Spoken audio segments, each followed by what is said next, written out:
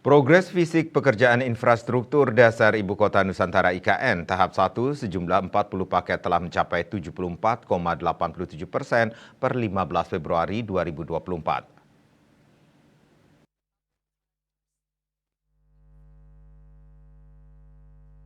Menteri Pekerjaan Umum dan Perumahan Rakyat PUPR Basuki Hadi Mulyono di Jakarta dikutip dari kantor berita Antara mengatakan progres pembangunan IKN Nusantara sesuai dengan rencana dari sisi jadwal pelaksanaan dan target yang telah ditetapkan pemerintah.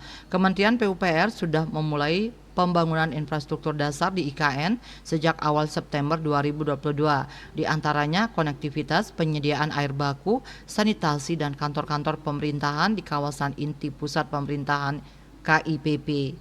Pembangunan infrastruktur dasar dan gedung pemerintahan di KIPP ini yang menjadi modal utama untuk membangun kepercayaan publik dan menarik investor untuk berinvestasi di IKN. Sementara itu, Ketua Satgas Kasatgas Pelaksanaan Pembangunan Infrastruktur IKN, Danis Sumadilaga mengatakan pembangunan IKN terbagi menjadi 2 batch hingga akhir tahun 2024, di mana konstruksi untuk batch 1 yang telah berjalan sebanyak 40 paket pekerjaan dengan progres fisik 74,87% per 15 Februari 2024. Sementara untuk batch 2 telah berjalan 49 paket pekerjaan dengan progres 24%.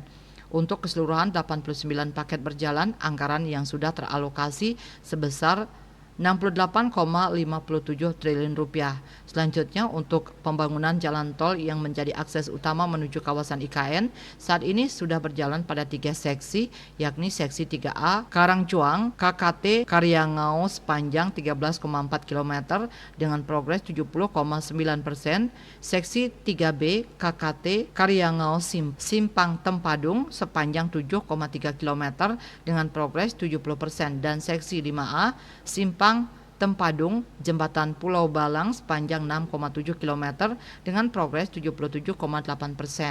KMB Bali Pos melaporkan.